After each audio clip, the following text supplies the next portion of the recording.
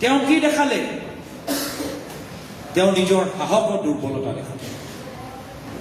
ইমান তললৈ গ'ল যে মোৰ 5 বছৰীয়া 9 বছৰীয়া ল'ৰা ছোৱালী যি ডিটেইলছ আমি মুকলি কৰিব নোৱাৰোঁ, ৰাজহুৱা কৰিব নোৱাৰোঁ, এইখিনি তেওঁলোকে যোৱাকালি সংবাদ মাধ্যমত মুকলি কৰিব।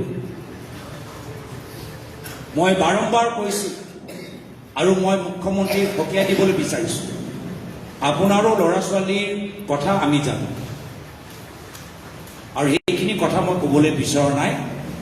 সমগ্ৰ গুৱাহাটীৰ মানুহৰ মাজত আপোনালোকৰ ল'ৰা ছোৱালীৰ কি কেনেকৈ কি হৈছে কি হোৱা নাই সকলোৱে জানে। মোক বাধ্য নকৰাব, মোক বাধ্য নকৰাব। আইনীভাৱে আজি এই JJ Act, juvenile justice actor যে ছেকশ্যন 74ৰ কথা ৰকিবুল হুছেইন ডাঙৰীয়াই উল্লেখ কৰিলে, তাৰ ওপৰত নিশ্চয় আমি আইনীভাৱে কি কৰিব পাৰোঁ আমি আমাৰ দিল্লী লিগেল চেলৰ লগত আলোচনা কৰোঁ।